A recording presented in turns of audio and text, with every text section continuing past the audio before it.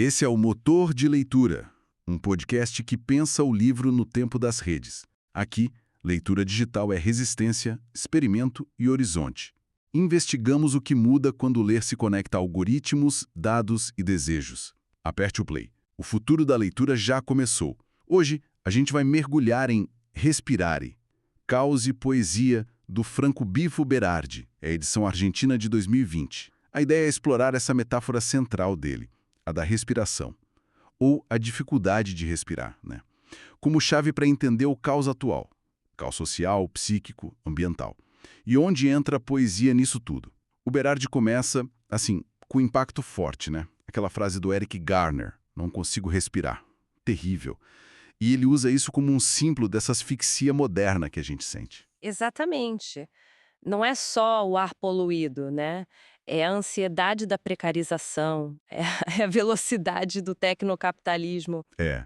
E ele junta isso com o que aconteceu em 2020, a pandemia e a violência social explodindo juntas. Sim, para ele foi tipo a confirmação de um colapso que já estava vindo. O esgotamento do sistema hipercapitalista mesmo. Ele até lembra, né, daqueles alertas antigos, tipo do Clube de Roma. Sobre os limites do crescimento lá nos anos 70. Parece que a conta chegou, de certa forma.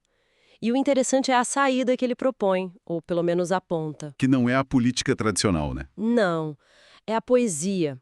Ele faz uma distinção bem legal entre a linguagem funcional, que ele chama de Shabda, A linguagem do dia a dia para resolver coisas. isso, e a linguagem evocativa, o mantra. A poesia estaria mais para esse lado. É um tipo de linguagem que excede, sabe? Que busca outros ritmos, outras sensibilidades.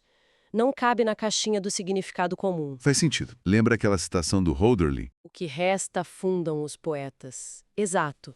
A ideia seria que a nossa respiração individual, o Atman, precisa encontrar uma sintonia com a vibração maior, cósmica, o prana.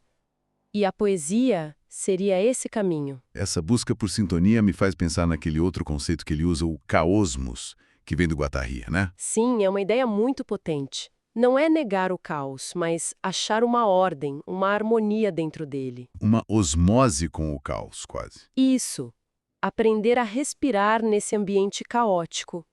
E isso é o oposto do poder atual, né? Como assim? O poder antigo, tipo o do Schmidt, impunha o silêncio. O de hoje, como diz o Byung-Chul Han, ele gerencia o ruído. Ah, sim. A gente vive num barulho constante induzido. Exato.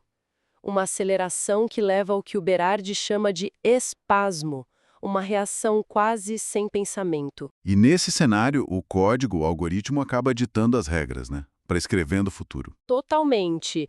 Ele fala de um endividamento da linguagem. E a poesia, nesse sentido, seria uma insolvência semiótica. Gostei disso. Uma recusa a entrar nesse jogo do código. E essa recusa talvez tenha a ver com outra coisa que ele nota, citando Franzen, uma busca meio obsessiva por pureza hoje em dia. Pureza? Como assim? Uma necessidade de evitar contaminação do real, sabe? A ambiguidade, o corpo, o impuro da interação física. Isso conecta com aquela discussão sobre fragilidade psíquica, a geração floco de neve. Pode ser. O Berardi relaciona isso com dados que mostram um certo declínio da intimidade física. Ele menciona estudos sobre frequência sexual, até números de plataformas como o Pornhub, e uma preferência crescente por interações artificiais, mediadas. Tem aquela citação assustadora do Ryan Hoover, né? Preferir robôs a humanos. Pois é, dá um arrepio. E o futuro que o Berardi esboça a partir disso é complicado. Ele vê duas tendências que, na verdade, se alimentam. Quais seriam? De um lado, o neurototalitarismo, um controle abstrato, cérebro meio que separado do corpo, né?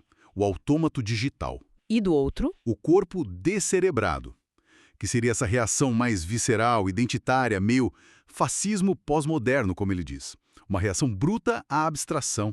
E o mais doido é que uma coisa parece gerar a outra, né? Exato. O controle técnico abstrato alimentando o caos mental e político, que por sua vez justifica mais controle. É um ciclo vicioso perigoso. E aí, nesse mundo meio pós-factual, ele questiona até a busca pela verdade como solução para tudo. Como assim? Os fatos não importam. Não é isso. Mas ele argumenta que a ética profunda não está só nos fatos objetivos. Ela estaria mais na solidariedade, na empatia, no prazer compartilhado. Qualidades que, segundo ele, o neoliberalismo e a precarização corroem. Entendi. Quer dizer, a base da convivência estaria se perdendo não por falta de informação, mas por falta de conexão sensível? Exatamente. Por falta dessa sintonia, dessa capacidade de sentir junto. Então, resumindo a ópera, o diagnóstico do Berardi é que a gente está numa era de asfixia geral, prensados entre a abstração fria da tecnologia e das finanças E uma regressão a um caos identitário meio violento. e a poesia entra aí não como uma receita política, mas como uma tentativa de achar outro fôlego, outro jeito de respirar. Ritmo próprio nesse ar rarefeito. É por aí, sim. E isso deixa a gente com uma questão final, né? Que ele meio que sugere ali no fim do livro, falando de humildade, de graça. O que seria? Se a gente aceita a ideia dele de que o inferno ou o apocalipse já está meio instalado no nosso dia a dia, É uma ideia forte. muito.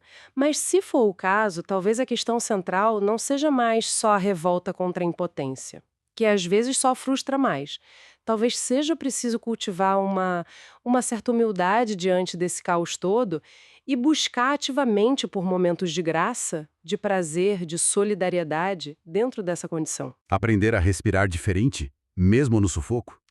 Talvez num ritmo mais passivo, mais sintonizado com a finitude, a nossa e a do mundo.